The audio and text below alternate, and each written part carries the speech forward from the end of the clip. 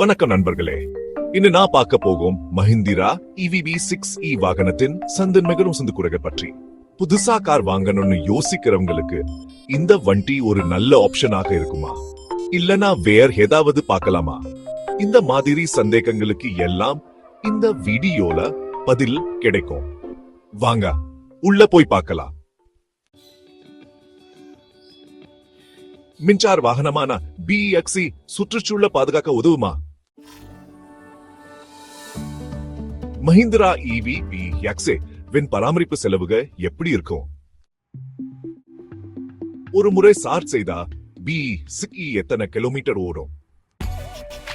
பாதுகாப்பு அம்சங்கள BE-6e என்ன சாதிக்குது? இந்த காரின் பாதுகாப்பு அம்சங்கள் எப்படி இருக்குன்னு என்பது இப்போ BE-6e இருக்க லேட்டஸ்ட் டெக்னாலஜிஸ் பத்தி பார்க்கலாம். என்னென்ன புதிய தொழில்நுட்பங்கள் உள்ளன என்பதை தெரிந்து கொள்வோம். கடைசியா BE-6e விண்வெளி பத்தி நேர்மையா பேசுவோம்.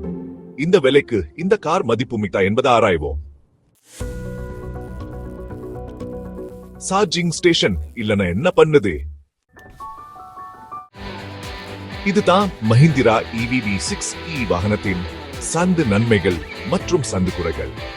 இந்த வண்டி உங்களுக்கு சரியான தேர்வான்னு இப்போ நீங்க தான் முடிவு பண்ணணும். உங்களோட தேவைக்கு ஏத்த மாதிரி, உங்களோட பட்ஜெட்டுக்கு ஏத்த மாதிரி யோசிச்சு ஒரு நல்ல முடிவுக்கு வாங்க.